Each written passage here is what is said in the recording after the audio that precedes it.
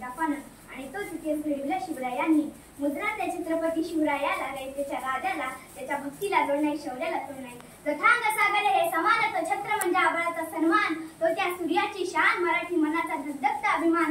काळजाई सह्याद्री, जला शंभूंचा अभिमान, महाराष्ट्राच्या देवाऱ्यात ज्याचं पहिलं स्थान, असे ते प्रौढ प्रताप पुरंदर, सिंहासनाधीश्वर, क्षत्रिय कुलावतंस, राजाधिराज, श्रीमंत, श्री श्री श्री छत्रपती शिवाजी महाराज की जय. बंदुकीच्या जोरावर आणि हंटरच्या धाकावर, अहो बंदुकीच्या जोरावर आणि हंटरच्या धाकावर मी अनेक वाघांना माणसाप्रमाणे जगायला शिकवणारी माणसं पाहिली, परंतु बंदुकीच्या जोराशिवाय आणि हंटरच्या धाकाशिवाय इथल्याच माणसांना वाघाप्रमाणे जगायला शिकवणारा मी एकच वाघ बघितला, आणि तो म्हणजे छत्रपती शिवाजी महाराज. आपण ज्या महाराष्ट्रात राहत आहोत तो महाराष्ट्र म्हणजे काय? तो महाराष्ट्र म्हणजे जिजाऊंच्या संस्कारांचा, शिवरायांच्या विचारांचा, शंभूच्या पराक्रमाचा साक्षीदार म्हणजे हा माझा महाराष्ट्र.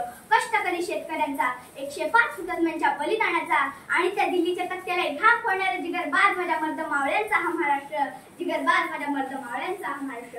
आणि ह्याच महाराष्ट्राच्या मातीत 19 फेब्रुवारी 1630 रोजी एका रत्नाचा जन्म झाला, आणि तो रत्न म्हणजे छत्रपती शिवाजी महाराज. छत्रपती शिवाजी महाराज यांच्या वडिलांचे नाव शहाजीराजे भोसले व आईचे नाव राजमाता जिजाऊ असे होते. छत्रपती शिवाजी महाराज जेव्हा कर्नाटकाच्या मोहिमेवरून महाराष्ट्रात परत येत होते तेव्हा तिथे एक बेलवाडी नावाचं गाव होतं. बेलवाडी नावाच्या गावात एक छोटासा किल्ला होता. तिथे मल्लम्मा देसाई नावाची एक राखणदारी राहत होती व तिच्यासोबत एक तान्हे बाळ होते. दादाजींना वाटलं की जाता जाता हाही किल्ला घेऊन जावा, त्यामुळे त्यांनी थोडेफार सैन्य गोळा केले व ते किल्ल्यावर तुटून पडले, पण मल्लम्मा देसाईंनी त्यांच्यावर प्रहार केला. नंतर मग दादाजींनी मल्लम्मा देसाईला महाराजांसमोर उभं केलं व मल्लम्मा देसाईला आता वाटू लागलं की मला व माझ्या बाळाला शिवराय मारून टाकतील, म्हणून ती महाराजांच्या पायथ्याने शिकली आणि म्हणाली, राज मी तुमचा गुन्हेगार आहे, राज जी काही शिक्षा द्यायची आहे ती मला द्या, पण माझ्या तान्ह्या बाळाचा काही दोष नाही. नंतर राजे स्मिथ हस्त झाले. त्याने चिपळूणकडे इशारा केला. तो आत गेला. तो दुधाची वाटी घेऊन बाहेर आला.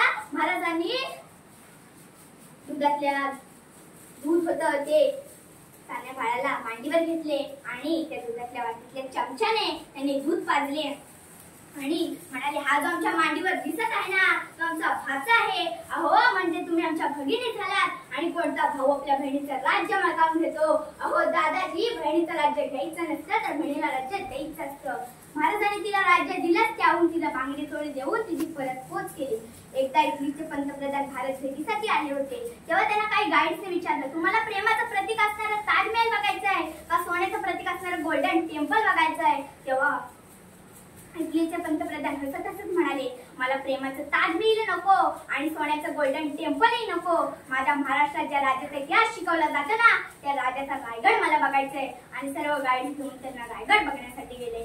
जाता जाता मला एवढंच म्हणावंसं वाटतं, देवाकडे फूल मागितलं तर देवाने एक बागच दिली, देवाकडे राहण्यासाठी घर मागितलं तर देवाने अख्खा राजवाडाच दिला, देवाकडे पिण्यासाठी पाणी मागितलं तर देवाने अख्खा समुद्रच दिला, आणि जेव्हा देवाकडेच देव मागितला तेव्हा त्यांनी छत्रपती शिवाजी महाराजांसारखा देव माणूस दिला. त्यांनी छत्रपती शिवाजी महाराजांसारखा देव माणूस दिला.